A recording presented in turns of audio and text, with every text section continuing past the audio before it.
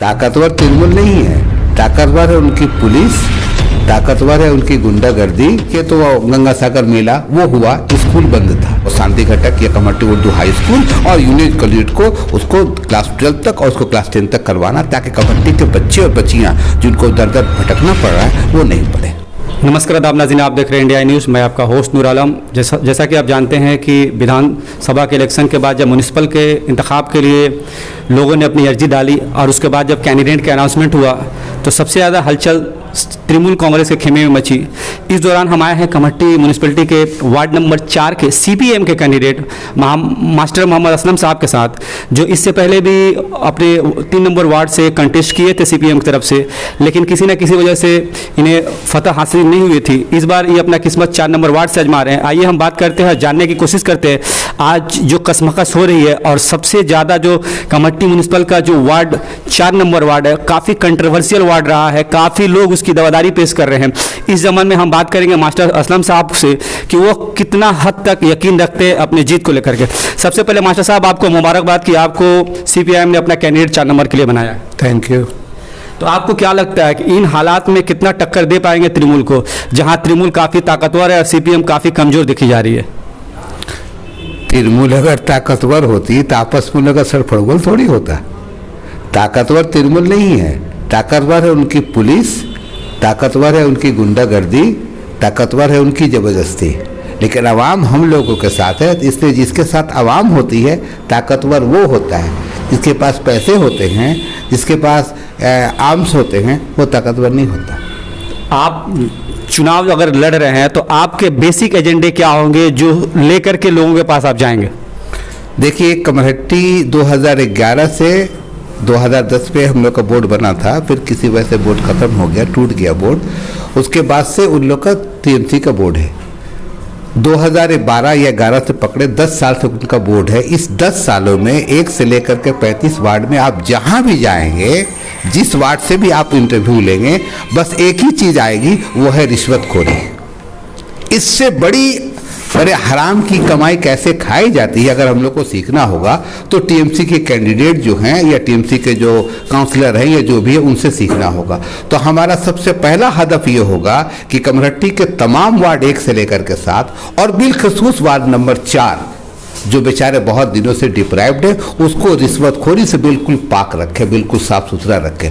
और उसकी जो बुनियादी ज़रूरतें हैं जो आवाम वहाँ पर उनको नहीं मिल पा रहा है, वो तो हमारे रोज़मर्रा के कामों में है, वो तो हमारा होगा ही। लेकिन वो काम जिससे आवाम बेचारे बहुत मजबूर से हो करके, अब देखिए हाल फिलहाल के वो क्या हुआ था, टूर्नामेंट हुआ, उसमें आम लोगों से, जो दुकानदार से या जो लोग हैं, कितने पैसे लिए गए चंदे की शक्ल में, ये आप देखिए। इसलिए हम लोग कभी नहीं चाहेंगे कि आवाम अपने दुख दर्द से जो या बड़ी मुसीबत से जो पैसे कमाते हैं वो इस तरह से ज़ाया हो। तो हमारा पहला हदफ ये होगा कि हम लोग अपने वार्ड को रिश्वतखोरी से बिल्कुल पाक रखें।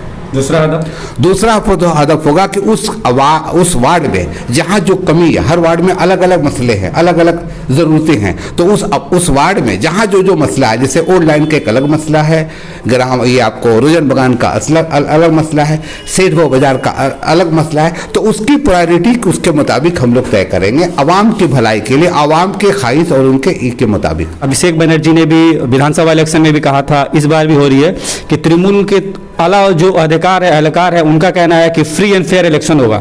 तो अगर कमर्टी में फ्री एंड फेयर इलेक्शन होता है और अगर आप जीत करके आते हैं तो कुछ ऐसे काम बताएं जो आपकी नज़र में इस वार्ड में नहीं हुआ, लोग वंचित है उस काम से, उस काम को आप करना चाहेंगे?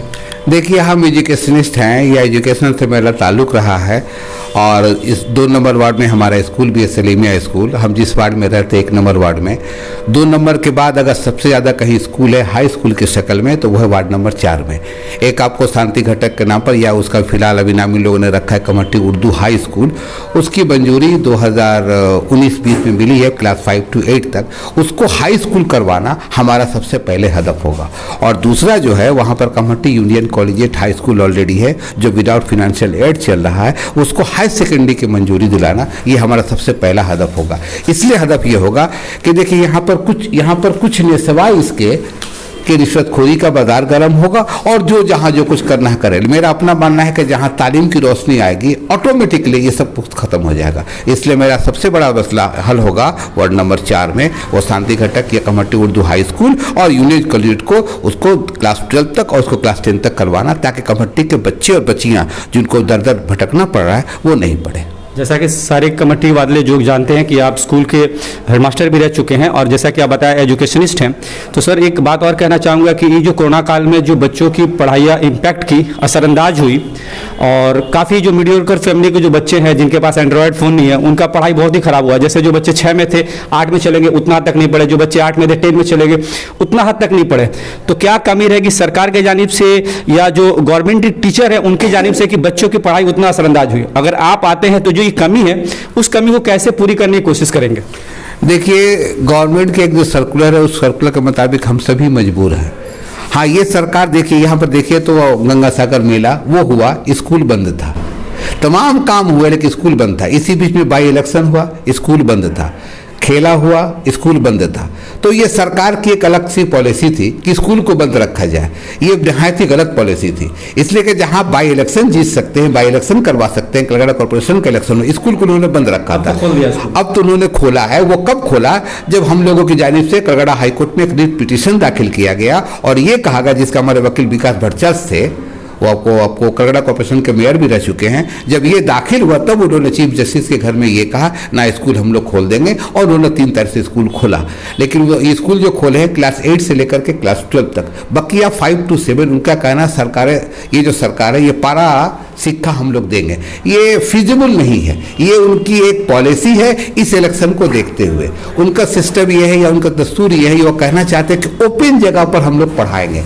अब बताइए, स्कूल के पास तो ओपन जगह है नहीं तो कहाँ करेंगे? तो किसी हॉल में जहाँ छत नहीं हो, ओपन स्पेस हो, तो ये बहुत ही मुश्किल काम, ये होगा नहीं। खासकर कलकत्ता में देखिएगा, कलकत्ता में जहाँ कंजेस्टेड जगह वो तो होगा नहीं। ये गांव देहात में मुमकिन है, लेकिन उनका हदफ ये पैसे पर्दा, उनका मकसद ये है, ये इलेक्शन है ताकि हम इस तरह से लोगों तक पहुंच सके। वहाँ मिड डे मील होगा, बच्चे खाना खाएंगे और गार्जियन आकर के ले जाएंगे। इसका डायरेक्ट उनका फायदा इस म्युनिसिपल इलेक्शन में होगा, ये उनका हदफ है। ये एजुकेशन का उनका कोई हदफ नहीं है। ये रहेगा कि आप हमारे चैनल के माध्यम से अपने वार्ड के वोटर्स को क्या मैसेज देना चाहेंगे?